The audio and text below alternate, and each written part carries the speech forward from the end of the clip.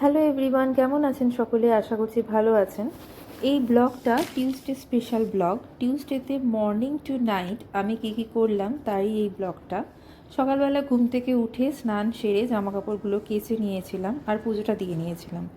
যতই বাইরে থেকে আমি ফুল কিনি, বাড়ির গাছের ফুল দিয়ে পুজো দেওয়ার আনন্দটাই কিন্তু আলাদা। টিউসডে আর স্যাটারডে করে আমি হনুমানজিকে লাড্ডু প্রসাদ দেওয়ার চেষ্টা করি। পুজো দিয়ে কোর্ট যাওয়ার জন্য রেডি হয়ে নিয়েছিলাম।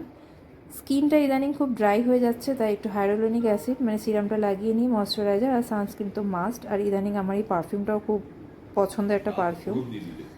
তারপর খাওয়া দাওয়া সেরে কোর্টের উদ্দেশ্যে রওনা হলাম। 9:15 আমার ট্রেন থাকে। আর বর্ধমান লাইনের ভিড় দেখুন, মানে অসম্ভব ভিড়। জানি না এই লাইনে কবে ট্রেন বাড়ানো হবে। আর এখন তো তার উপর এলপিজি শর্টেজ চলছে, অটোর লাইনেও প্রচুর দাঁড়াতে হচ্ছে। মানে একটা এই ক্রাইসিস পিরিয়ডটা যে কবে মিটবে। আর বর্ধমান লাইনের ট্রেন প্লিজ বাড়ানো হোক, আরও বাড়ানো হোক, নাহলে ভিড় কন্ট্রোল, টু মাচ ভিড় হয় এই লাইনে।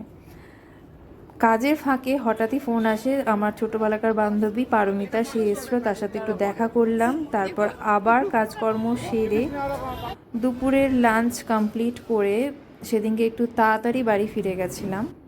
বাড়ি ফিরে রাত্রেবেলায় খেয়েছিলাম, একটা ডিম ভেজে নিয়েছিলাম, আর সাথে ছিল গরম গরম ভাত, ঝিঙে আলু পোস্ত।